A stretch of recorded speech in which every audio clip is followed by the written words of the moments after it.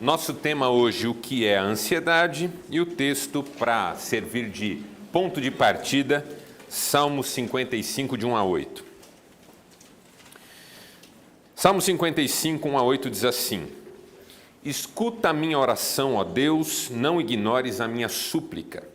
Ouve-me e responde-me. Os meus pensamentos me perturbam e estou atordoado diante do barulho do inimigo, diante da gritaria dos ímpios, pois eles aumentam o meu sofrimento e irados mostram o seu rancor. O meu coração está acelerado, os pavores da morte me assaltam, temor e tremor me dominam, o medo tomou conta de mim. Então eu disse: quem dera eu tivesse asas como a pomba, voaria até encontrar repouso. Sim, eu fugiria para bem longe, e no deserto eu teria o meu abrigo. Eu me apressaria em achar refúgio, longe do vendaval e da tempestade. Até aqui. Foi o Sigmund Freud quem fez uma comparação entre a ansiedade e o vinagre. Ele diz que a ansiedade está para a libido, que é uma energia, na teoria freudiana, de caráter sexual, assim como o vinagre está para o vinho.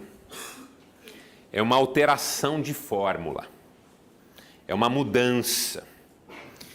Você que é um apreciador de vinho, de forma bem simples, você sabe que o vinagre é subproduto, uma vez que o vinho passa por uma oxidação que envolve micro-organismos que acabam deixando o gosto mais azedo. A palavra vinagre vem do latim. É uma junção de duas palavras, vinho e acre, que significa vinho azedo. Então o vinagre surge como uma alteração do vinho que azeda e já não serve mais para aquela finalidade original, primeira. Depois acaba servindo de outro modo, mas não é mais a mesma coisa. Aí Freud olhou para isso e falou assim como acontece com o vinho, que por causa da ação de um agente externo vira vinagre, a ansiedade também é um processo de alteração de algo que faz parte da nossa vida.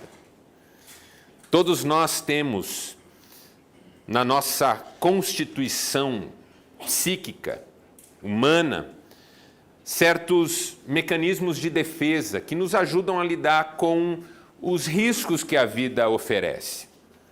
Porque viver é perigoso. Nós não somos indestrutíveis, nós não somos invulneráveis, nós não somos fortes o suficientes para enfrentar todos os perigos que estão à nossa volta. Há riscos reais em relação a nós. E quando a gente toma ciência desses riscos, é claro que o nosso organismo reage a essa percepção de determinado modo. Então, por exemplo, você não anda num quarto escuro que você não conhece numa velocidade acelerada, porque faz parte da sua compreensão a noção de um risco. Você pode chutar algo que está no caminho, você pode tropeçar, você pode cair, você pode se machucar. Você não põe na boca um fruto que você nunca viu, não sem tirar todas as informações sobre ele. Uma das coisas que acontecem muito comigo por viajar muito é isso. Sempre tem alguém oferecendo alguma coisa que eu nunca vi. Ah, você já comeu isso aqui? Ah, você já tomou suco disso aqui? Não sei, nunca vi, não conheço. Ah, experimenta. Mas como é? Uma pergunta que eu acho engraçado quando as pessoas fazem é: tem gosto do quê? Tem gosto disso. Você não vai saber enquanto não puser na boca, mas você quer pelo menos uma pista. não é? É mais para uma laranja, um limão, uma mexerica, é mais para um morango, é mais para um abacate, a consistência, o tipo de experiência de paladar. Por quê? Porque dá medo pegar um negócio que você nunca viu, nunca conheceu e já colocar na boca. Vai que é um piqui dos infernos. Que, né, tem fruta que... Eu creio que Deus criou tudo, mas às vezes eu tenho a sensação que nem tudo. Às vezes eu acho que o diabo criou umas coisas também, piqui é uma delas. Já mordeu? Então, é uma tragédia. Você não põe na boca. Por quê? Porque a sua percepção de risco como que acende uma luz vermelha. Cuidado, não é assim. Você, de repente, encontra um animal que você não conhece, um cachorro, você entra numa casa e tem um cachorro. Você não vai pondo a mão nele, perto do focinho dele, é perigoso. Então, o nosso organismo nos prepara para enfrentar determinados riscos. E isso faz parte da nossa natureza. Se nós não tivéssemos isso, nós faríamos coisas muito arriscadas, muito perigosas, que poderiam ser um prejuízo absoluto para a nossa integridade em todas as áreas. É a mesma coisa a dor. A dor tem uma importância fundamental na vida da gente. É ruim sentir dor? Claro que é ruim sentir dor. Mas é importante sentir dor. Se você não sente dor, você está lá fazendo uma comida, fritando alguma coisa e de repente não percebe e está com a mão em cima do fogo. Aí a hora que percebe já prejudicou determinadas veias, algum tendão, alguma coisa assim. Por quê? Porque não teve nenhum aviso. A dor é um aviso. A dor é um aviso que tem alguma coisa errada acontecendo, de que alguma coisa não era para ser do jeito que está sendo. Então, assim como a dor é importante, esses avisos psíquicos que a gente recebe sobre os perigos que estão à nossa volta são importantes. E como é que a gente chama esses avisos que acontecem no nosso mundo interior para os perigos que estão à nossa volta? Ansiedade. Ansiedade. Ansiedade é essa percepção de perigo. Só que a ansiedade natural, que nos faz atenciosos, cuidadosos, sofre ao longo da nossa vida do acréscimo desses agentes outros, como, de repente, essa bactéria ou esse micro-organismo que age no vinho e acaba alterando a composição dele. Essa ansiedade natural recebe a carga dos traumas, das marcas, dos medos dos outros e de tantas coisas que, de repente, isso se altera em nós e ganha uma outra composição muito diferente, muito azeda, muito prejudicial em relação àquela primeira questão. E é isso que nós normalmente chamamos de ansiedade de fato. Porque ninguém usa a palavra ansiedade para falar dessa natural, que nos põe em atenção. A gente usa a palavra ansiedade para falar dessa a mais, dessa grave, dessa que ultrapassou os limites e que deixou de ser cuidado e virou preocupação. Essa é o significado no dia a dia de ansiedade. Então, quando a gente fala de ansiedade, do ponto de vista psicológico, há uma ansiedade boa, que existe em nós, no nosso psiquismo, para nos proteger. Mas, de repente, ela ultrapassa determinado limite e se torna alguma coisa prejudicial, às vezes até paralisante. E é uma ansiedade que a gente tem que combater. A partir de hoje, toda vez que eu usar a palavra ansiedade, vai ser dessa que eu vou estar falando. Ok? Então, é aquela ansiedade tranquila? Não, é a desgraçada. É aquela que judia da gente. É aquela que faz com que a gente põe os pés pelas mãos em algum momento da nossa vida. E nós vamos ver ao longo da nossa trajetória juntos aqui como todos nós sofremos com ela. Por quê? Porque o mundo em que nós vivemos é um mundo que provoca mais essa ansiedade. Os antigos viviam ansiedade, por exemplo, quando eles tinham que cruzar um campo aberto, muito amplo, porque eles se sentiam muito expostos a perigos, então eles preferiam as trilhas mais fechadas. Os antigos tinham muito medo de comida que não fosse absolutamente conhecida e não houvesse garantia de que ela estava boa. Os antigos tinham medo de alguns animais. Agora, a nossa vida, por mais que ela pareça protegida dessas coisas, ela ganhou perigos outros inúmeros. Então a gente tem medo de perder emprego, a gente tem medo do dinheiro não dar, a gente tem medo de doença, a gente tem medo de bicho também, só que os bichos que a gente tem medo não são grandes. Os antigos tinham medo de rinoceronte, nós temos medo de pernilongo. Hoje ainda alguém me falou, minha mulher está com dengue, então não vou poder ir, estou com a esposa internada. Virou epidemia. Tem 3 coisas que apavoram, né? Diabo, mosquito da dengue e sogra. Assim, o mundo ficou estranho. Você começa a ter perigos onde antes eles não estavam presentes. E fora todo o resto, a ansiedade por um compromisso que vai chegar, por uma viagem, pelo carro que eu comprei, mas não está disponível ainda. Então, esse acúmulo gera uma reação muito mais intensa do nosso psiquismo à vida como ela é. E é essa ansiedade que muitas vezes nos prejudica e que a gente tem que combater. Por isso, a primeira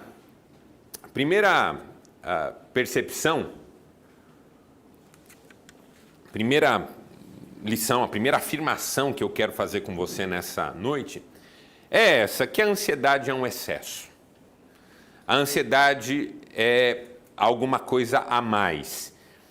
E a distinção entre cuidado e preocupação. Uma pessoa cuidadosa é uma pessoa prudente. Uma pessoa preocupada é uma pessoa ansiosa. Preocupação, a própria palavra já diz, uma ocupação antecipada.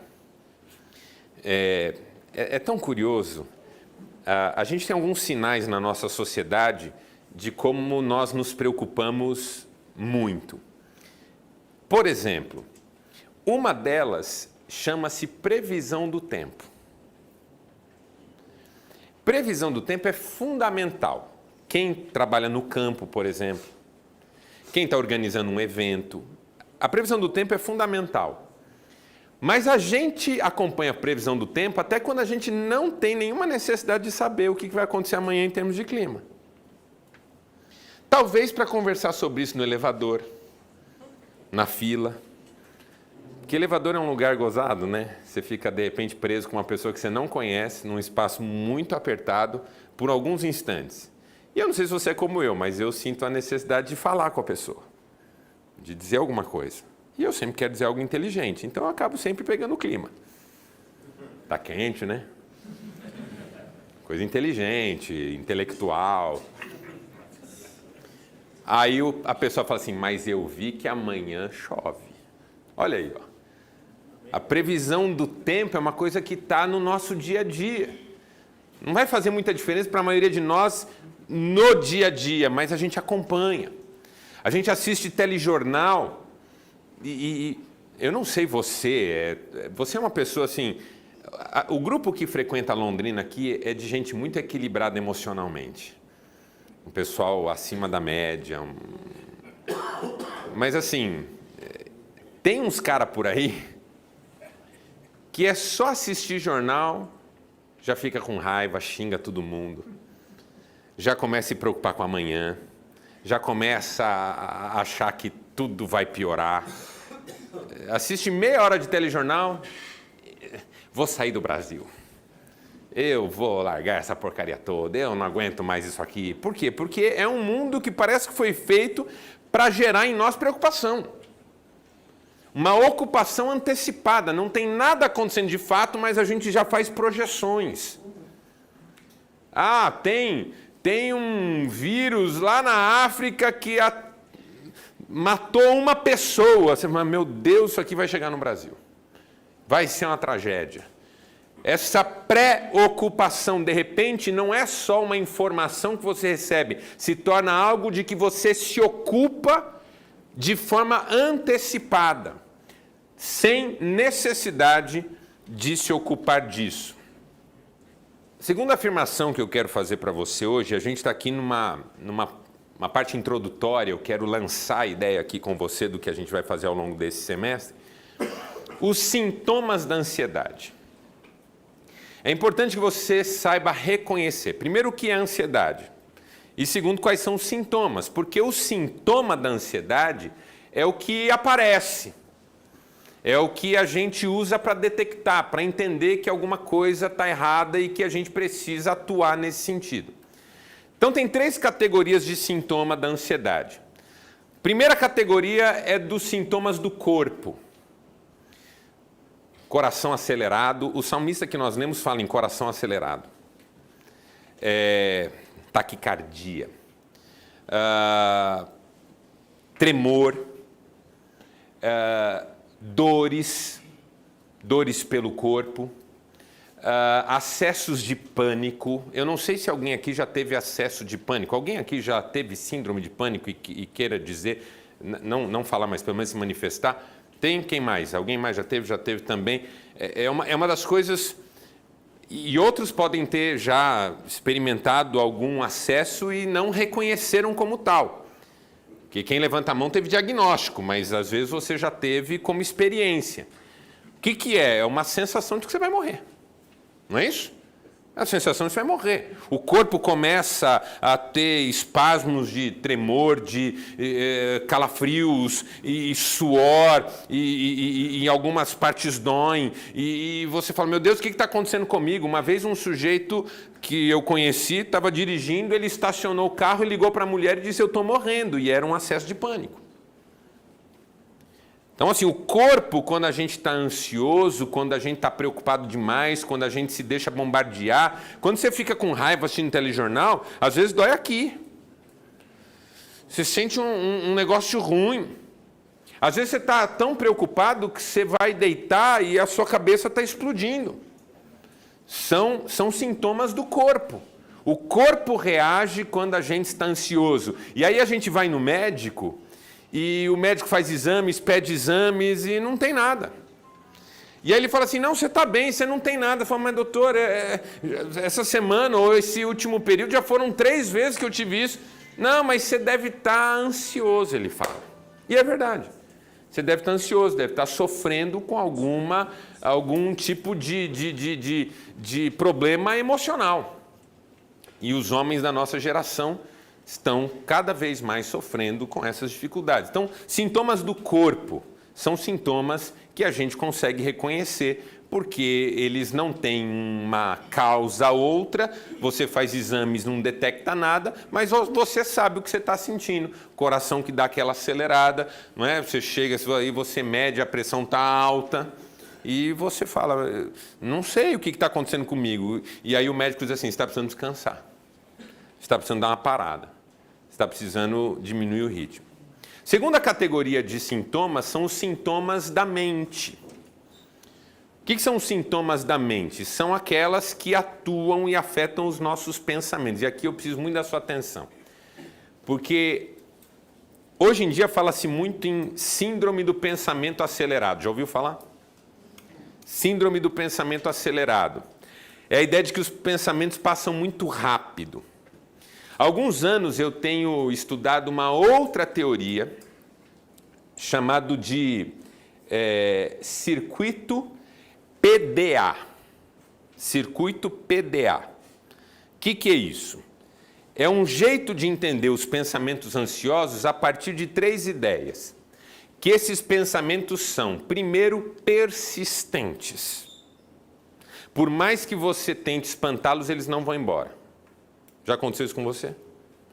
Então, por exemplo, você está preocupado que vão te mandar embora do trabalho.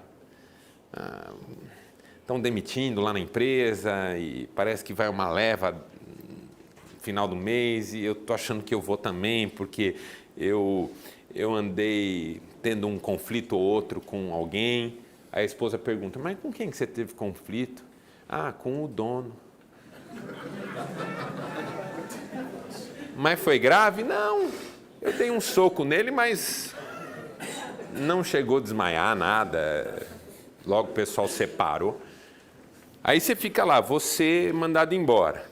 E aí, meu Deus, como é que vai ser se eu for mandado embora? Meu Deus, tá difícil, o emprego tá difícil, eu não tenho tanta especialização assim, minha idade. Aí você começa a fazer aquele quadro, não é? Que é complicado, te gera ansiedade. Aí alguém fala assim, não, mas pensa assim, não, pensa positivo, você não vai ser mandado embora não, as coisas estão melhorando. Aí você fala, é verdade, né? Não vou pensar mais nisso. Vou pensar em coisa boa. Corinthians joga hoje, vou sair com os amigos, vai ter churrasco no final de semana. Aí não dá nada, você está pensando de novo. Ai, meu Deus, mas e se for, hein? Isso é o que eu estou chamando de pensamento persistente. Não é que ele é rápido, mas é porque ele não vai embora. Você tenta afugentá-lo, ele volta. Tenta afugentá-lo, ele volta. Tenta afugentá-lo, ele volta. Então, esse é o P do circuito PDA. Pensamentos persistentes. O D. Pensamentos desarticulados. Eles começam a não ter mais linha lógica. Por exemplo, se eu for mandado embora, meu Deus, o que eu vou fazer? Eu acho que eu vou abrir um negócio. Eu vou abrir um negócio, vou pegar o dinheiro que eu vou acertar, vou abrir um negócio, vou tentar alguma coisa.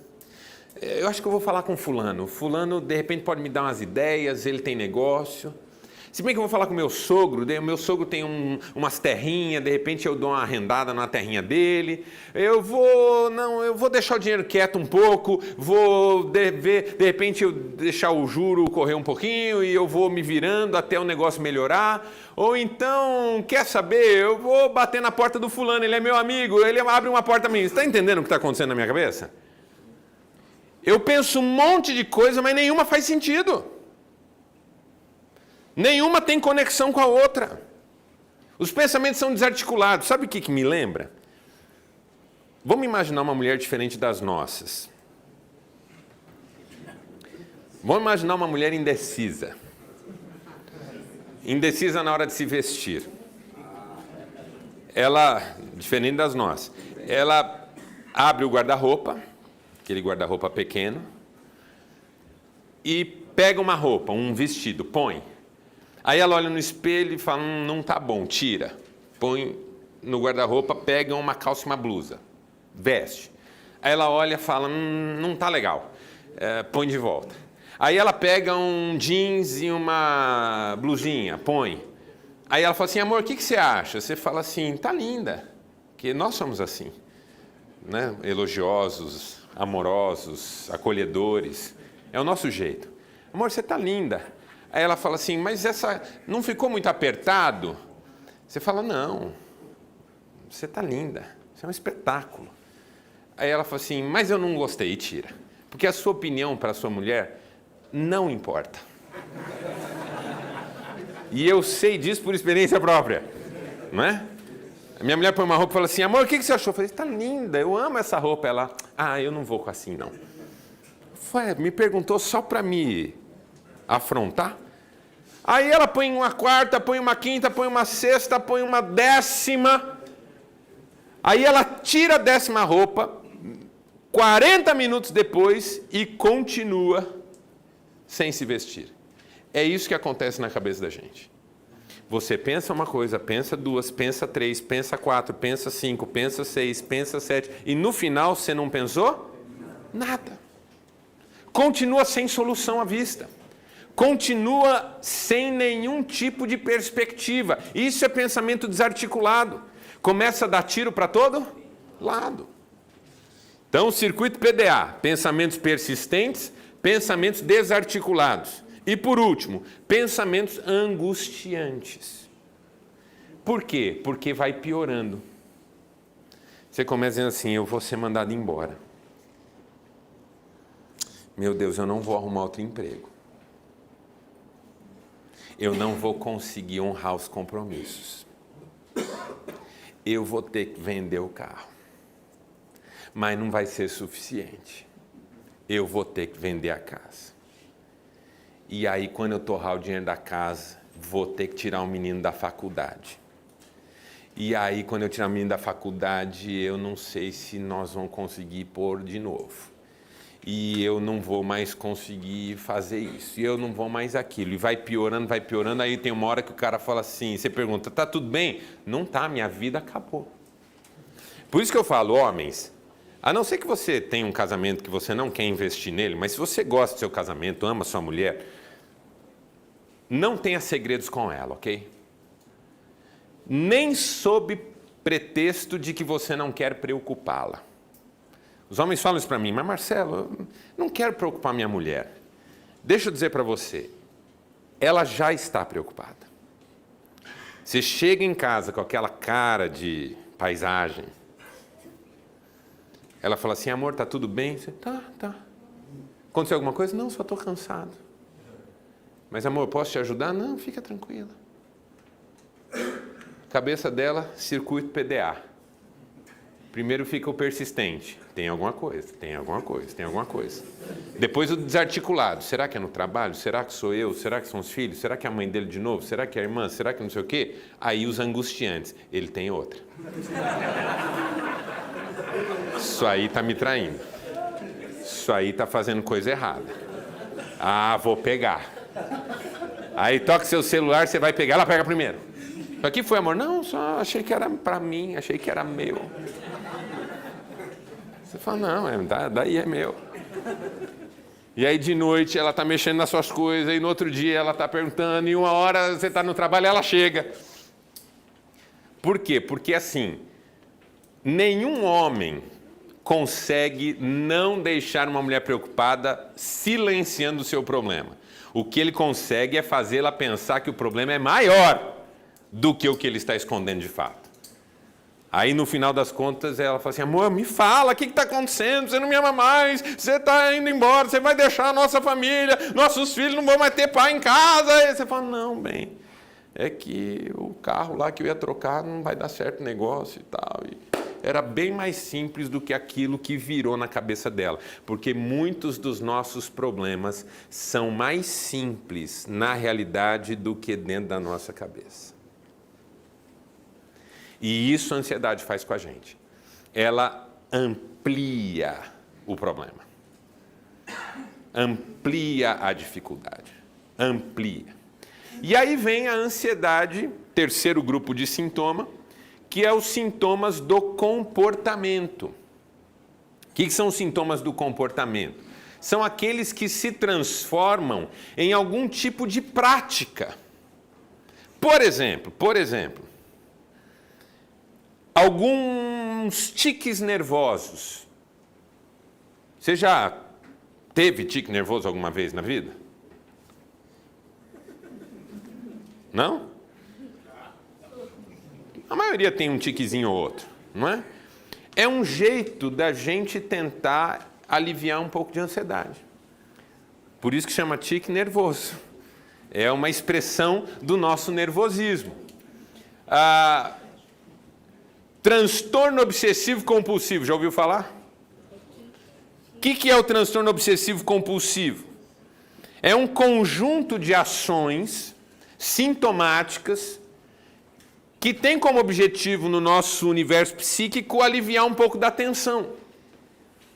Então, por exemplo, uma vez eu estava no gabinete pastoral e aí chegou uma senhora que tinha marcado horário e ela falou assim, eu tenho toque, porque transtorno obsessivo compulsivo é toque. Eu tenho toque. Eu falei, mas como é que você sabe? Ela falou, primeiro eu tenho um diagnóstico médico, eu tomo remédio, eu vou no psiquiatra. E segundo, porque eu faço coisas inacreditáveis. Eu falei, por exemplo. Ela falou, por exemplo, eu levanto a noite inteira para verificar se a porta está trancada. Eu falo, a noite inteira, quantas vezes? Ela falou, umas 8, 9 vezes ao longo da noite. Eu falei, mas e aí? Quando você vê que a porta está trancada, o que acontece na sua mente? Ela falou, eu volto para o quarto, deito e pergunto para mim mesma, será que verificando se eu fechei, eu abri?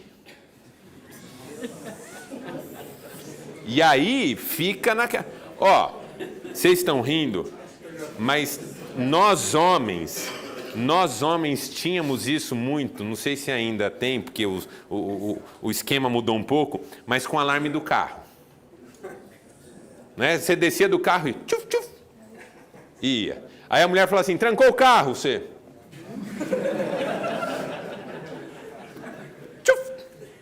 Aí tinha uns alarmes feitos por alguém ignorante que o jeito de ligar e de desligar era igual. Tchuf, tchuf, liga, tchuf, tchuf, desliga. Aí você... Tchuf, tchuf. Mas e aí? Aí até a porta. Mexer. Para ver. Nada, dá 2 minutos de crise ali, de tensão. Será? Será que não? Aí, aqueles caras que são preocupados com o carro, né? Vai jantar num lugar, aí estaciona o carro, a mulher fala assim, tem uma vaga aqui? Não, aqui é longe. Tem uma ali? Não, ali não dá não. Quero parar na frente. Eu vou parar aqui porque dá para ver. Aí entra no restaurante, eu queria sentar perto daquela janela ali, para ficar vendo o carro. Aí tá jantando, olha. Aí tá jantando, olha. Não é?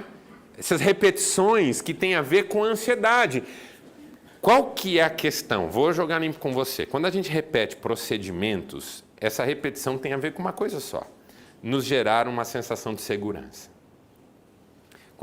Quanto mais vezes você confere, mais você tende a, enquanto confere, se sentir seguro. Assim que conferiu, passa um pouquinho, você já está inseguro de novo. Mas enquanto confere, está seguro. Tem gente que faz isso na vida emocional. Por exemplo, esse negócio de ficar perguntando toda hora para a pessoa amada se ela ama também. Não é? É uma conferência. Bem, você me ama? Amo. Ai, que bom. Amor, você me ama mesmo? Amo bem. Mas ama de verdade? Amo. Ama com toda a sua vida? Amo. Diante de Deus. Assim, eu não conheço homem que faz isso, mas deve existir. O cara fica conferindo toda hora. Conferindo toda hora. Aquele amigo que fala assim, faz um churrasco, aí você gostou? Cara, tá uma delícia aqui. Mas gostou mesmo? Tá legal mesmo? Cara, tá legal pra caramba, tá muito bom, nunca comi carne melhor. Sério? Sério? Você jura? Juro, cara. Pela tua mãe mortinha. Que é isso? Eu estou inseguro, eu preciso que o tempo todo algo me traga segurança perdida. Então, eu fico repetindo procedimentos. O toque em geral, eu estou sendo simplista, claro, mas é isso. Você vai adotando ritos cujo objetivo é te dar segurança. Então, toda vez que eu levanto para ir verificar a porta, enquanto eu verifico a porta, a angústia passou. Ela vai voltar depois que eu voltar para a cama. Mas enquanto eu verifico, ela passa. Aí essa mulher que me contou que fechava a porta tantas vezes por noite, eu falei, que mais? Ela falou assim, eu também lavo a mamadeira do meu filho muitas vezes. Eu falei, muitas vezes quando? Ela falou assim, umas 30. Eu falei, por dia? Ela falou, não, antes de usar, cada vez que usa. Que mais? Aí ela foi me contando. Eu falei, depois que deu 40 minutos ela me contando o que ela fazia, eu falei assim, filha, eu vou pedir uma gentileza para você. Para a próxima reunião, você vai trazer uma lista de tudo que você associa com o seu toque. Na reunião seguinte, ela trouxe uma folha com 96 itens. É o que uma pessoa pode virar. Você assistiu um filme chamado Melhor Impossível com Jack Nicholson? Muito legal. Dentre os sintomas de comportamento dele está não pisar em linhas. Não é? Não pisar em linhas. Então o cara está numa calçada, ele vai pisando só dentro dos quadrados, ele não pisa na linha.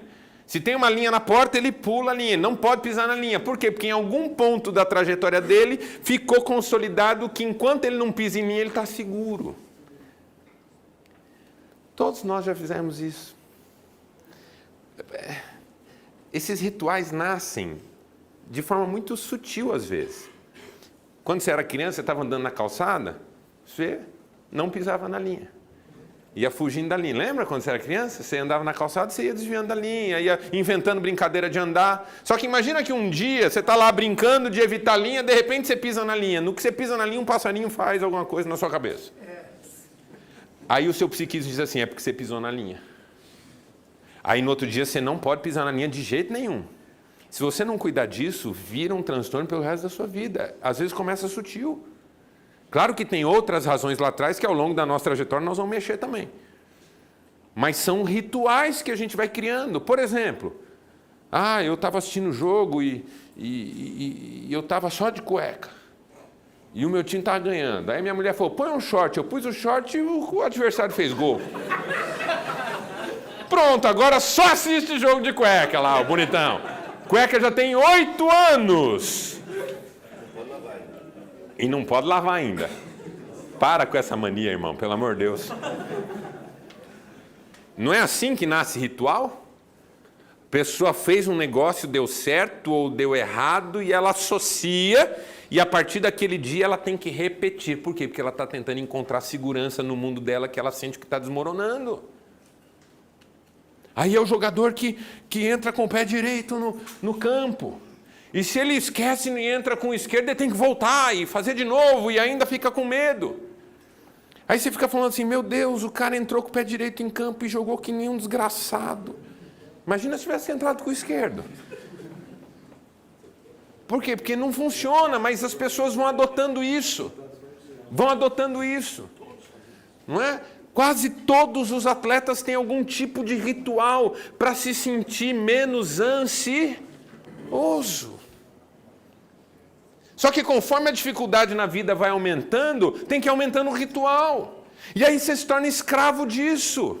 Coisa mais gostosa do mundo é levantar da cama e não precisar pensar que pé põe primeiro no chão.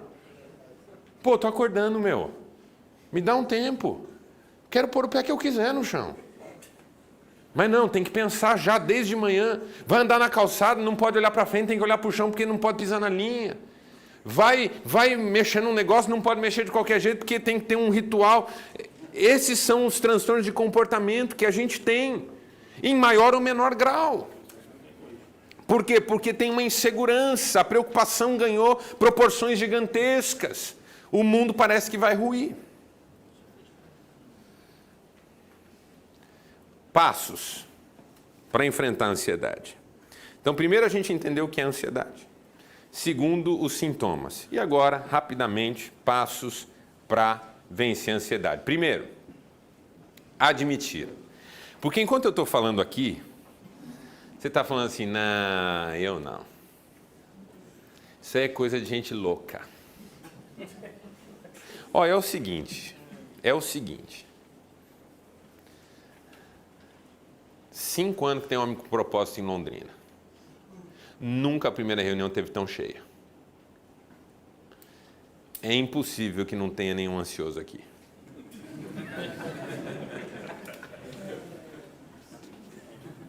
Eu sou ansioso? Sou. Eu tenho um livro chamado Aprenda a Lidar com a Ansiedade. Esse ano sai a 3ª edição dele, meu livro mais vendido. Já vai entrar na categoria de best-seller dos meus livros. Aí, um dia eu estou nervoso pra caramba, tenso. O Cristiane falou assim, o que foi, amor? Eu falei, nada. Ela falou, mas você está a ponto de explodir? Eu falei, não, cabeça cheia. Eu falei, cheia do quê? Aí eu falei algumas coisas, ela falou assim, você está ansioso? Eu falei, tô. Ela falou, tem um livro que pode te ajudar.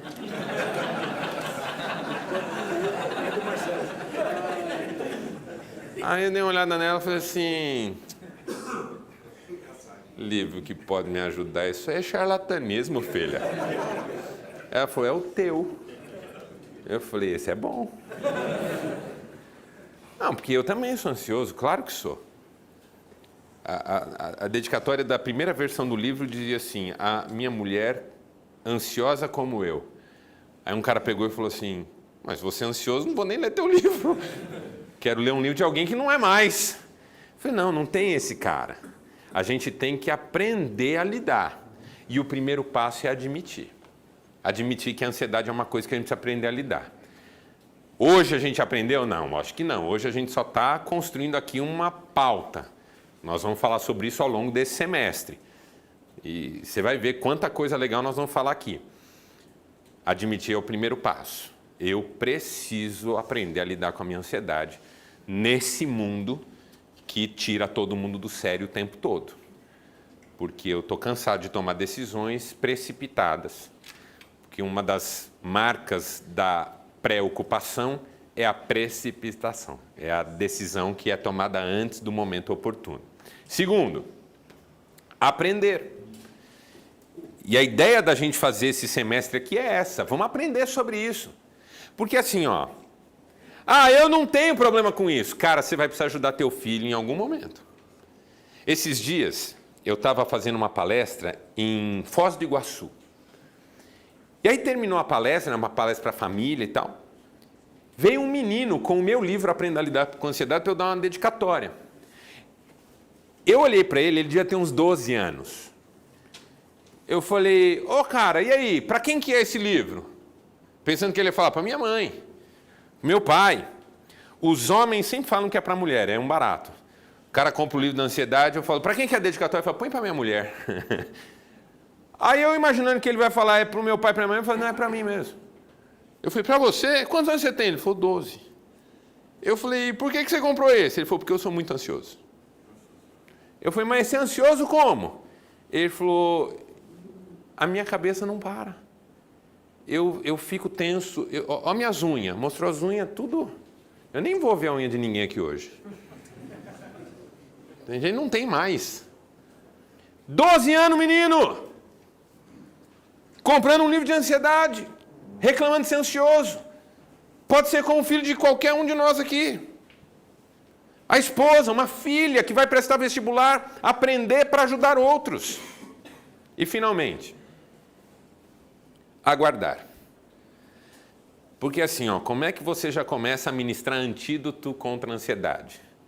Aprendendo a ter paciência. Então assim, mas Marcelo, eu vim na reunião hoje para já resolver.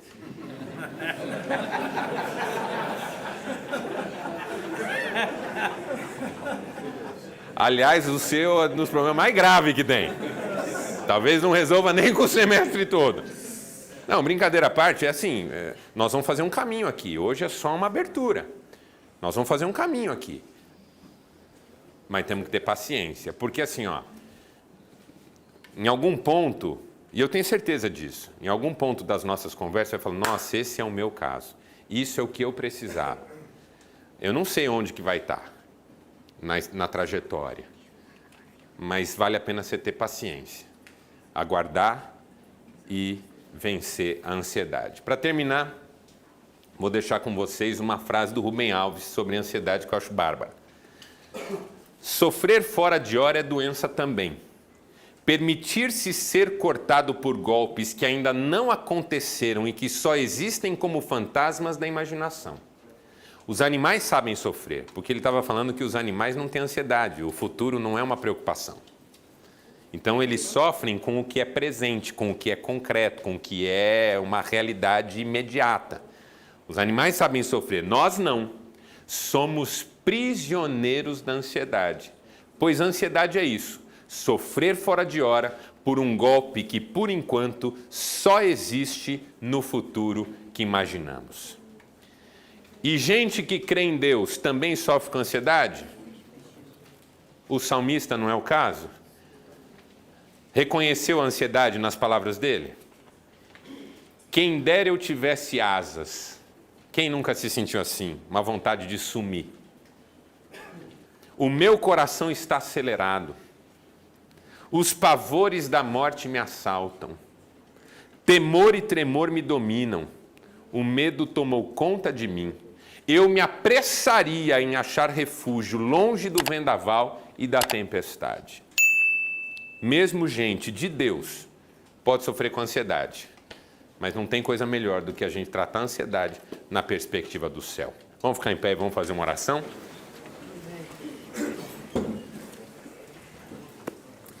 Pai, hoje é só o ponto de partida das nossas conversas. É só o primeiro encontro. Só lançamos as primeiras bases do que é a ansiedade, quais são os sintomas mais típicos e quais são os primeiros passos a dar. Ajuda-nos a dar esses passos. Ajuda-nos a fazer um semestre terapêutico, curador. Se não para nós, porque estamos vivendo um momento pacífico e bom, para pessoas que nós amamos, estão perto de nós e sofrem com isso. Que possamos compartilhar com elas o que vamos aprender. Abençoe esses homens nas suas lutas pessoais. Que cada um seja vitorioso em tudo. É a minha oração em nome de Cristo. Amém. Valeu, gente. Deus abençoe. Até terça que vem, se Deus quiser. Valeu.